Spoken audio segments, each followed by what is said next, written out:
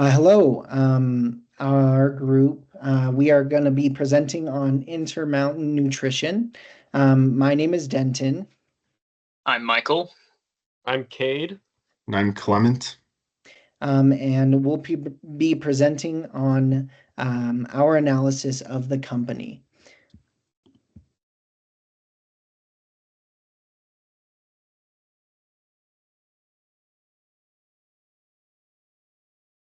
Okay, so Cade Kamak, I will be taking the first couple slides. This is our startup slide. So for the executive summary, first off, we had an awesome semester going through Intermountain Nutrition. We got to learn a lot about the company. They're a company based out of Payson, Utah, not too far from us here at UVU in Orem. Sense the nutrition, they manufacture powders, gummies, capsules, liquid substances to customers. Very simple business model with a great business plan. Keep costs low to give great customer price and keep everything in order. Next slide. Little about the company. They are a private-based supplement company, business-to-business co-packer. Most of their operations are around in the United States within the US dollar. They do a little bit of business within Canada, which we had the great opportunity to go through together and do a lot of research on what their international risk mitigations, everything like that, as you'll see later in the slide.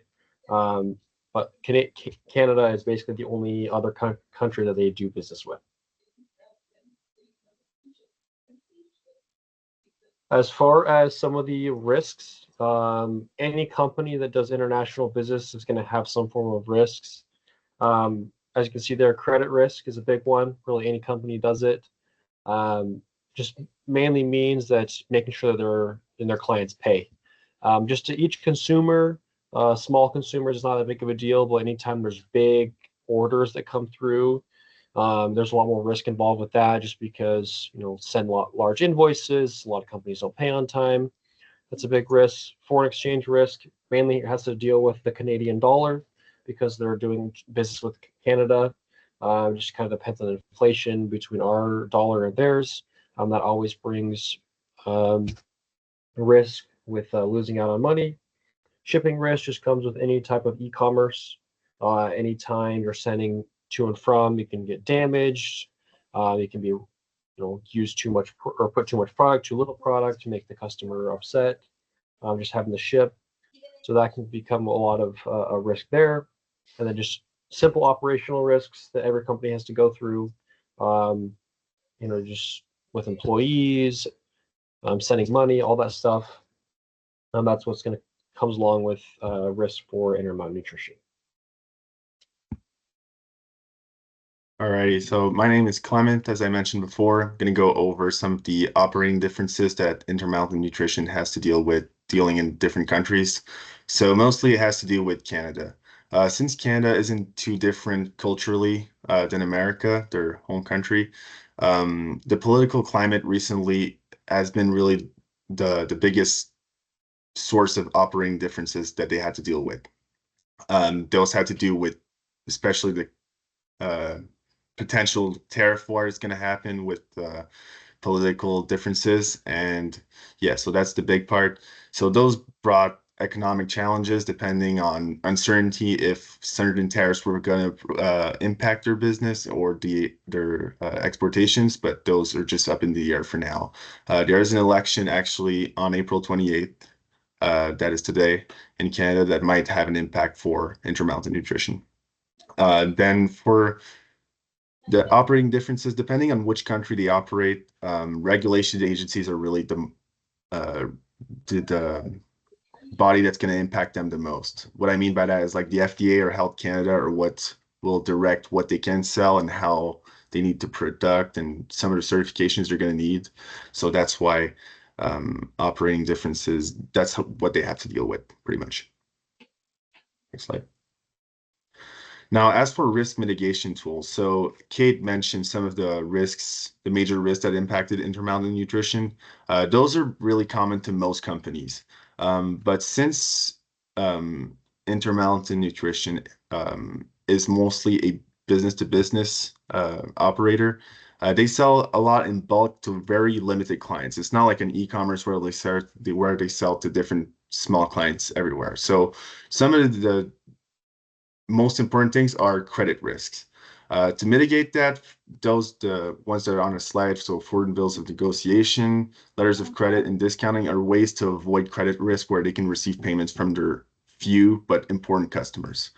Other than that, some of the other risks that were mentioned, like operating risks or shipping risks, are all stuff that you have to do by picking good partners in your shipping and all of that stuff. Okay, my name is Denton, and I'll be presenting the next couple of slides here. The first one we're going to go over is international currency impacts. Whenever a company operates internationally, they have different currencies that they may either be paid in or do business in. And so, along with that, exchange rate fluctuation obviously plays a key factor in credit risk, like Clement and Cade mentioned. Whenever a customer is going to make a payment, if the exchange rate is bad, they might decide to take a little bit of extra time to pay you and wait for the exchange rate to be little bit more favorable for them. So that's one kind of factor that plays into these currency impacts. Another impact that affects Intermountain Nutrition is a trade deficit. Currently, there's a trade deficit with Canada, and that is causing issues with the purchasing power for Intermountain Nutrition. So it basically means that let's see here.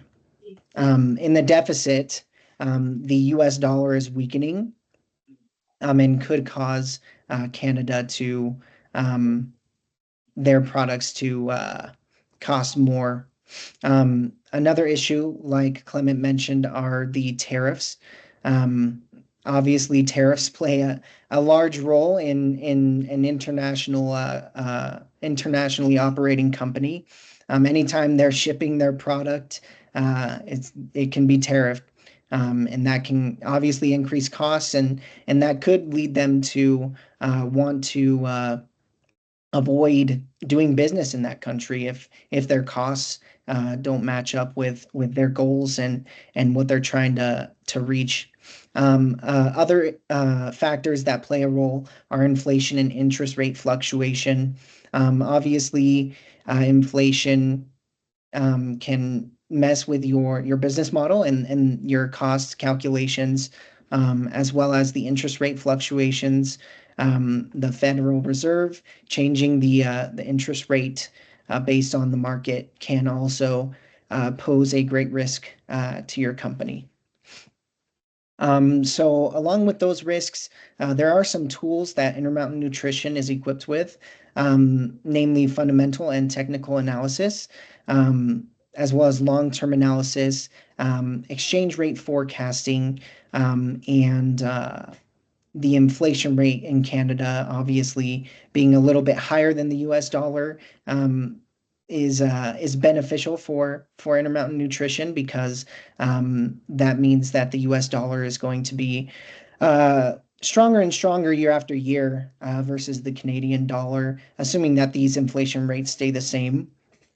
And obviously, operationally, using fundamental and technical analysis for the past market fluctuations and performance, as well as long-term analysis and forecasting the future can be beneficial for them, obviously planning and trying to negate the risks for the future. So I'm Michael, and I'm going to be doing the last few slides. So on our financial analysis, it's kind of difficult to evaluate exactly how Intermountain Nutrition is doing because they are a privately owned company, and so we don't have access to their financials. However, we do have some indicators that we can look at for trying to value roughly where Intermountain Nutrition might be at. One of these clues is the Banyan Ventures Series A investment round in 2016. And the reason why this is important is because unlike Silicon Valley venture capital, they don't invest in like the spray and pray sort of method. They actually are very strategic with the companies they pick. And in one of the ways they are strategic is that they require that you have at least $5 million in revenue and $500,000 in EBITDA profit. So that does give us a clue as to the general numbers that Intermountain Nutrition had in 2016. Now, they haven't needed subsequent financing, and so that does mean that they're probably at least about the same profitability, if not more, over time. But again, it's hard to say exactly. But at least we know that they aren't suffering financial failures because they aren't seeking more venture capital right now. Now, for two, another way to characterize Intermountain Nutrition, if we don't have exactly their financials, we can talk about their strategic value. They have, we would estimate, a narrow to medium-sized moat.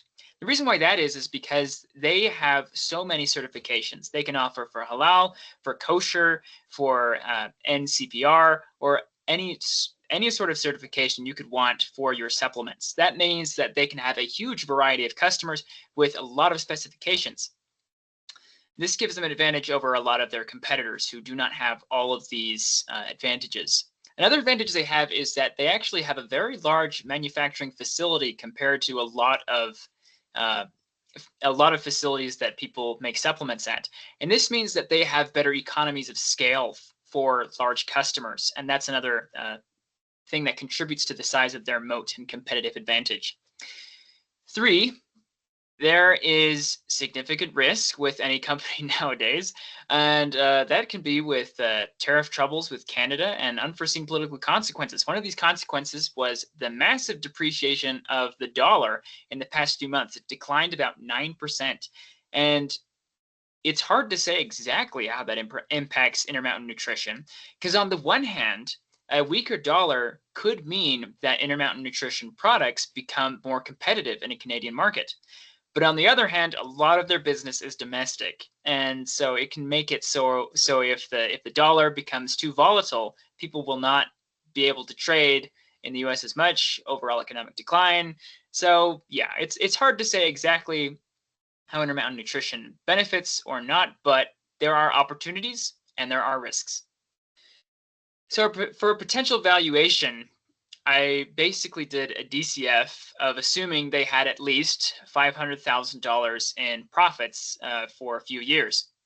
And with that valuation and a relatively conservative WACC of around 12%, and assuming a growth rate of around 3%, you end up with a valuation of about $1,500,000, but it could be up closer to something like $3 million too, depending on how much they are over that EBITDA estimation. So again, it's hard to say specifics with this company because they are private, but we do have at least a base level of where they should be at, and we can at least do economic analysis and look at some of their key competitive advantages. So in conclusion, Intermountain Nutrition financially seems to be doing decently well, and they have high growth potential as they are a smaller firm than some of these other firms such as doTERRA or Nu Skin, which are more well established and probably closer to their mature stage of business. Economically, it seems that Intermountain Nutrition does have some key advantages in specific areas. Now, of course, in some ways, these can be disadvantages. For instance, by having such a large facility, it can make it harder to make products for smaller end clients because they need big orders in order to make a return on investment. But of course, it's also an advantage if you have large customers because you can offer better prices because you can make it much faster with the economies of scale there. Internationally, Intermountain Nutrition does seem to have medium to low risk. Now, unlike some companies which are international, Intermountain Nutrition really only has expanded to one other country, which makes it much easier to manage that foreign exchange risk and other things. Because Canada is a relatively stable country compared with the United States, and since they only really have to deal with one other country, they can invest more time into fundamental analysis, economic analysis, and look into the political climate. And in essence, manage their risk much more effectively than if they were involved in several other countries. Now, of course, that means that they probably have fewer opportunities than if they were invested into several other countries. But overall, it does seem to be that because they are only expanded to one other country, they have medium to low risk. So in conclusion, Intermountain Nutrition does seem to be a good investment, and maybe you'd want to pay attention to if they are ever going to offer another seed financing round or if they ever go public.